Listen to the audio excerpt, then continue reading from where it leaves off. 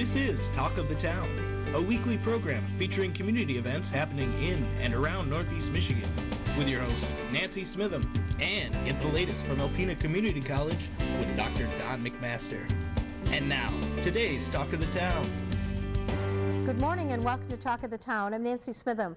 My first guest today is Ann Gentry from Downtown Development Authority right here in Alpena. Hi, Ann. Hi, thanks for having me. Thanks for being here, and I know that the DDA had a wonderful summer last year. Give me some highlights. We did, yeah, so I just prepared our annual report, so a lot of these things are fresh on my mind that we've been talking about what we accomplished in the last year. So definitely the most closest thing was we did some new holiday promotions over the winter. So we did a gingerbread competition, we did an Elf on the Shelf promotion, and we did some Santa visiting hours. We also did our first ever Shakespearean bar crawl in the fall, yes.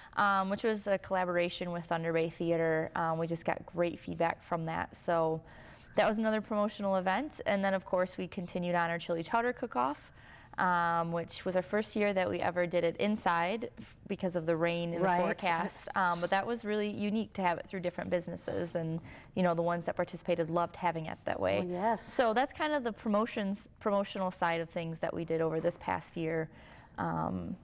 As far as like physical updates, we did start doing some updates to our Christmas decorations downtown. So you may have noticed that the lights on the wreaths are now white, and then we got new bows for all of those. And that is a multi-year project, so we will be doing some more for next year as well, to make sure it looks nice and good. So now how does the DDA get their funding? So we are funded by taxes that are paid by downtown property owners. Okay. So they pay a portion of their taxes to the city, and then a portion of them goes to the DDA. And then we also have 2 millages that go towards our general operations, so staffing, office, things like that. Okay, and how do people become members of the DDA? So if you own a property or a business in our district, okay. Which goes from the harbor to about St. Bernard's Church, okay. or if you're going the opposite direction to about St. Mary's Church on the north okay. side, and all the way south to where Lasting Expressions is. Oh, okay. So if you're a property owner in that district, part of your taxes will come to us, and if you're a business owner, of course, you can join us in any of our committees or on our board, which is where a lot of our participation comes from. And you know, a collaboration of all business people have the same goal to increase, you know, business for them and tourism for our area. You know, what a great thing to do, and I'm sure you can use some more members and some good positive feedback from some other people. Yeah, absolutely. You know, the mission of our organization is to implement positive economic, physical, and aesthetic changes. So, you know, a lot of people will see kind of the events, but we do so much more than just that. So from economic development, business recruitment, to those promotional events that people see and come to you know, more physical improvements, whether it be parking lot improvements or, you know, updating decor. So we have a wide variety of things that we do, and we like getting people with different interests involved. You know, I'm excited about, you know, some of the remodeling that's going on downtown, and apartments that are being built or remodeled and raised and ready for people to live in, dedicated parking spots for people who have apartments, because those things are all so important to a vital downtown. Yeah, it's often, you know, there's not just one thing that makes our downtown wonderful. It's kind of all these moving pieces, and getting apartments downtown was huge when the state had grant funding. Yes. So we have about 35 right now. We love our downtown residents, yes. And you know, we get requests all the time for, you know, is there an opening? When can I get on a wait list? So I do believe that the state has authorized some more funding for those. Great. So I think within the next year there's some properties that will be getting some more apartments. And you know, I don't have a business downtown, but I sure do love to support the businesses we have downtown. And as a citizen of our community, it's so wonderful with all the wonderful events that go on. And you know, you haven't alluded to every event, but there are so many events that go downtown Alpena that is just so wonderful. Absolutely, yeah, it was a very busy year this year with events. I know my calendar was pretty full with them.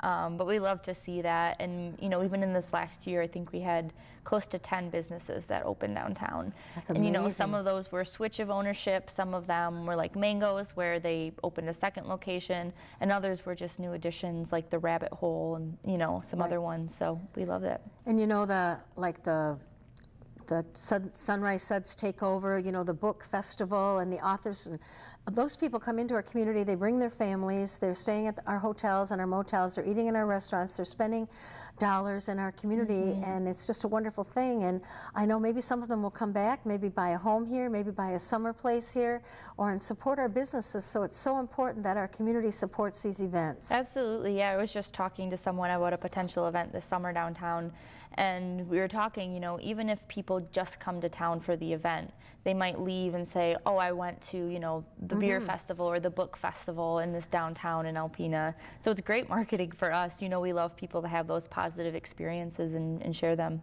I volunteered at the Sunrise Suds takeover, and there was a whole group of girls there, and I was selling tickets, so I just asked them. They said, oh, we always went to Traverse City. She said, it's so much more fun here and so much more affordable. She said, we're coming to Alpena every year.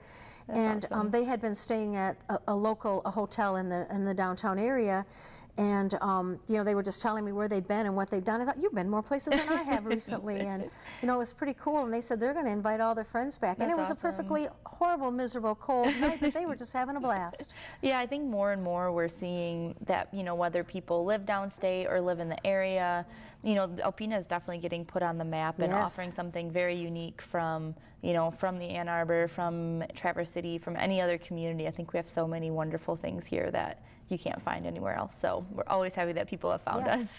So anyone is listening and saying, hey, you know, I have some ideas for promotions or events that have been done in my downtown area in the past, you know, what's the best way for them to reach you, Ann? Yeah, so I'm always in the office, well, between 9 and 5, but I always love to hear people's feedback on either what we're doing or what people have experienced elsewhere. So our office is located right in Culligan Plaza in that parking lot. We're a little wedge building, and usually I'm there, or Kingsley, who's our part-time employee that just started this fall. We're there. We'd love to talk to you, or you can give us a call at 356-6422. We'd love to hear that. Well, thank you, board, so much, and you know, all the downtown businesses, thank them so much for all that they do to make our downtown such a wonderful part of our community. Absolutely, yeah, it definitely takes, you know, more than just me or more just the DDA employees. You know, it's our committees, our business owners, our board. So, yeah, thank you. And looking forward to hearing some more exciting new plans that you have for next year. Absolutely. Thank you. I'll be right back following these messages. Hi, I'm back with Katie Wolf, who is here today representing Friends of Thunder Bay National Marine Sanctuary. Good morning, Katie. Good morning.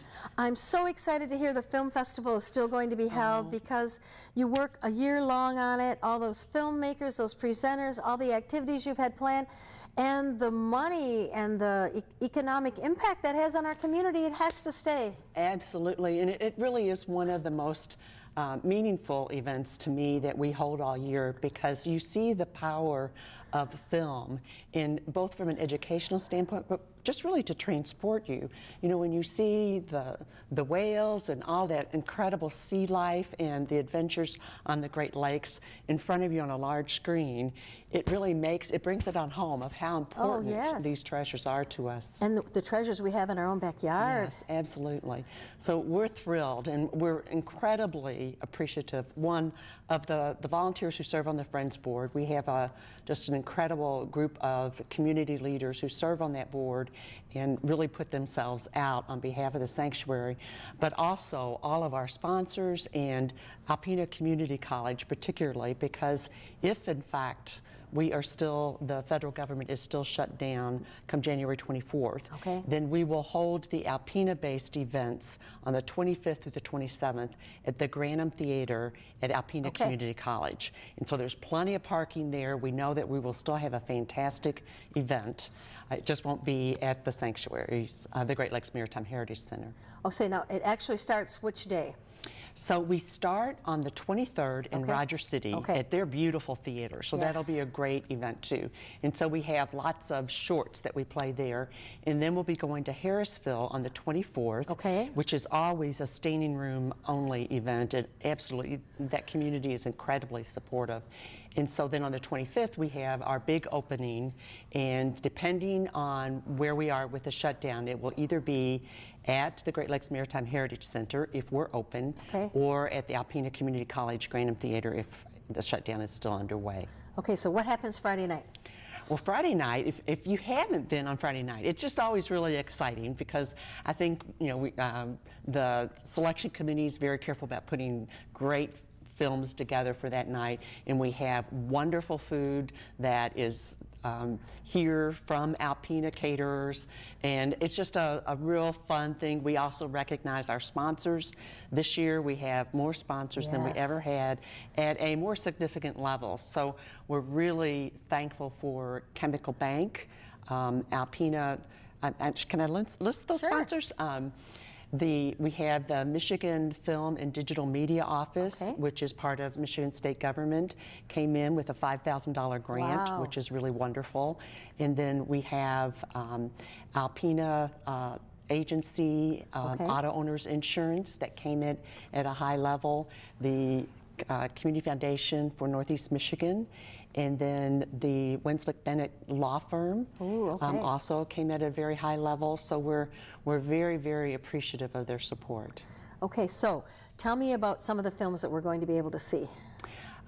Well, the films, they range in all different, there's some that are just absolutely spectacular cinematography, both on the Great Lakes, but also about sharks and whales and other sea life that we don't get to see in that kind of a way. There's also some that are really challenging because they cover the topics that are threatening our oceans and Great Lakes, and that includes the threat of plastics. There's one that's very important film to see about Line 5 in the Straits area by the Mackinac Bridge. And so, there's a variety, there's something for everybody. There are also a lot of wonderful children's films. And I think that Saturday is particularly great for bringing your children. And if you've ever listened to the children at the theater after they see these films on whales and sharks, and it's just, I love to listen to their chatter and their oohs and ahs. It's pretty special. The other thing that I think I want to make sure that people are aware is that really throughout the film festival there's something for everyone. They're very careful in scheduling the films so that even if there is one film that's a little more difficult because of the issue it focuses, then it's accompanied by films that are uplifting. So none of it would be too heavy as far as just going and wanting to have a good time, but the messaging is important. Now, will any of the presenters be there? Any of the filmmakers? we have more filmmakers that are planning on being there this year than ever. We also, for our student film competition, which is also one of the most popular, that is truly a standing room only event. When we have that, I think that is on Saturday, and we have more entries than we've ever had. So we're really excited about that. Oh, those will be good.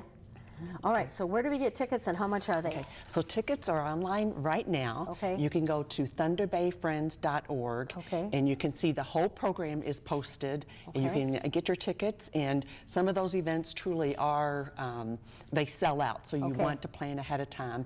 We still have our Thunder Bay Pass, which entitles you to go to all of the festivities for only $100, which is a really good deal when you put everything together. The Friday night event is a special event, so that's a higher ticket price, but that is included in the Thunder Bay Pass. And so thunderbayfriends.org. I encourage you to go there just to watch the trailer, which if you haven't seen it yet, it's both on our Facebook page and on the website, but it's absolutely spectacular. And what other good kind of things do the Friends organization have planned for this year?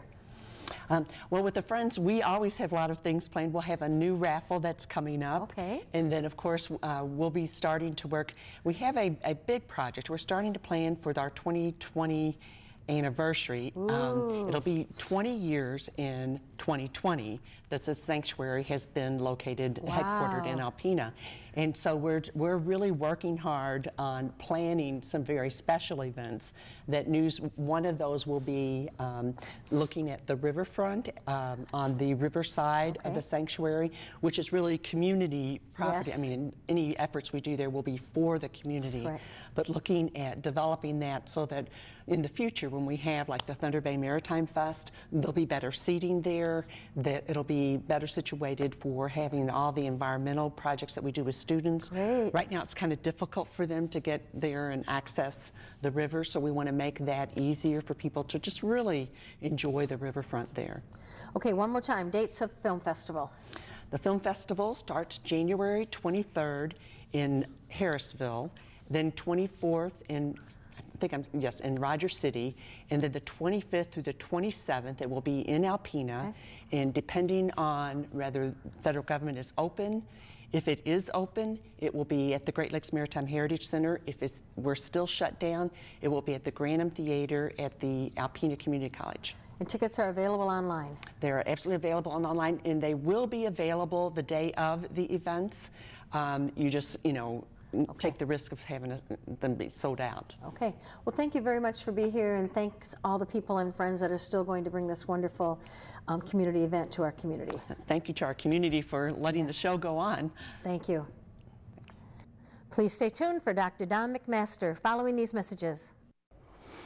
Greetings, everyone. Welcome to Talk of the Town. I'm Dr. Don McMaster. I'm president of Alpena Community College, and I'm pleased to have as our guest this morning Sonia Thomas, Executive Director of the United Way of Northeast Michigan. Welcome, Sonia. Thank you so much for having me. My pleasure. So, Monday this coming week, we have a very important activity in the community and at the community college that you've been interested and involved in, and that's the Martin Luther King holiday events. So share with the viewers some of the things that are happening, and feel free to go. Well, I work with the Martin Luther King Jr. Committee and Martin Luther King Celebration Day Committee.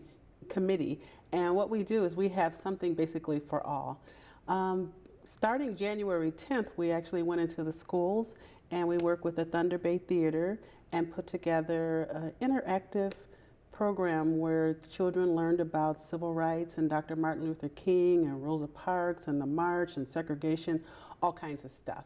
So that ended on the 18th. Martin Luther King Jr. holiday, which is the 21st, we have a lot of other activities for all. For instance, at 2:30 at the community college, we have Matt Dunkel, who is the chair of the social sciences department at the community college, and he is putting together a discussion for the community, and it's race at a cultural construct. So don't let that scare you because it sounds very academic.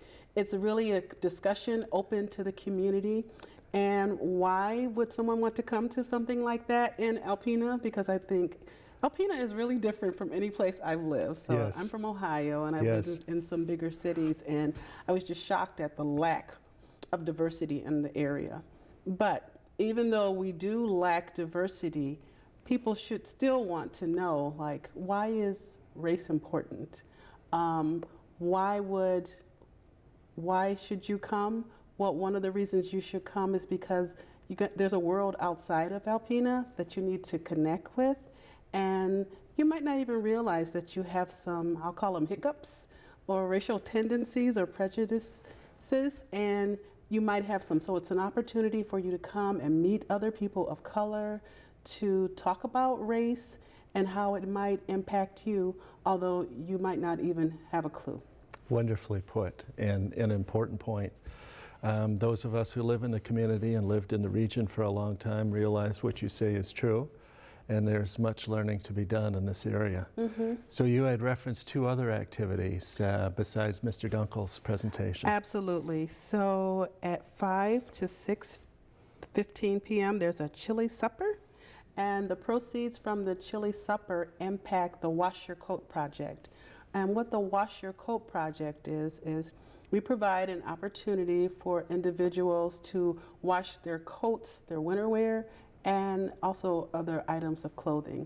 And that's really important. You don't think, like, you know, if you are no means or low income and you don't have a washer to wash your coat a lot, your winter coat gets dirty. It does. And you know, you wear it for a long time and you wear it all the time. And I can't imagine what my coat would look like if I didn't wash it, because I'm one of those people that I'm always on the go and I'm always going through some drive-through and eating, and something's always falling on my coat. So I have the luxury of putting my coat in my own washing machine, but everyone doesn't have that. That is true. And so proceeds from the chili supper, and the cost is it's $8 for adults and $4 for children.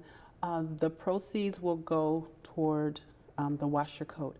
And I don't know if the church ladies cook like the church ladies back in Ohio, but the church ladies will be putting these chili supper meals together and it'll be crock good. pots, and it's going to be some good stuff. It'll be good stuff.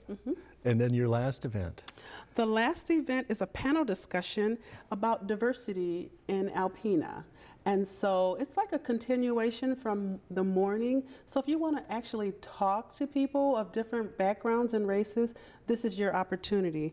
We have Elijah Baker, the news anchor reporter from WBKB, and we have Christina, I think it's Getachew. She's the African-American mother and the wife of a local physician here.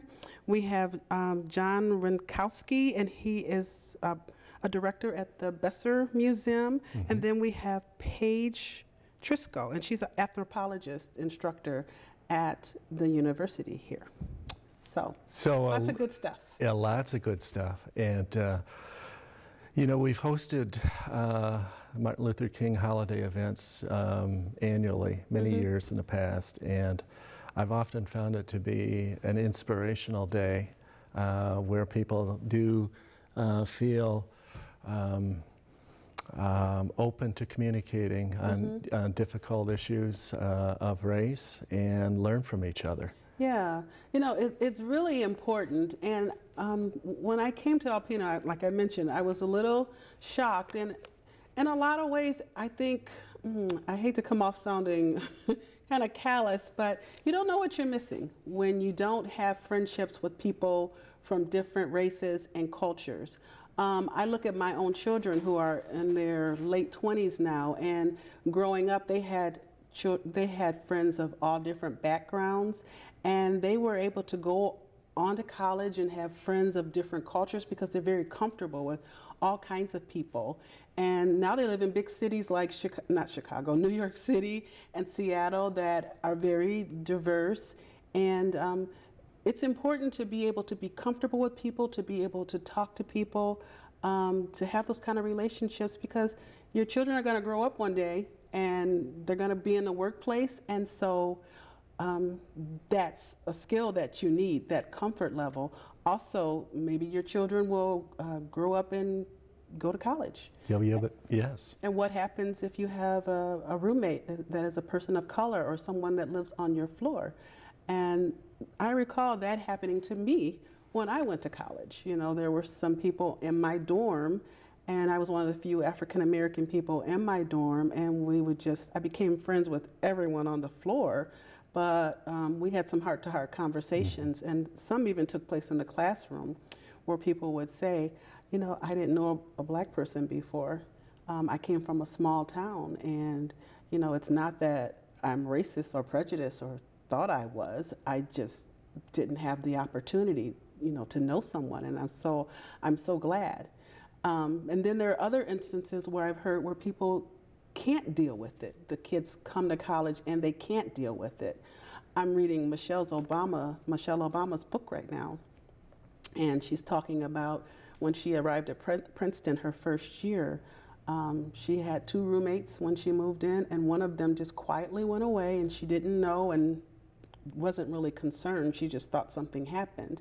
And she learned years later that this roommate was uncomfortable being with a person of color, and so her mother removed her. You know, wow. Just think of what she missed out on. Yes. You know. So. Well, thank you. And thank you for sharing your story and spearheading these events at Martin Luther King Holiday at the college. We really appreciate that.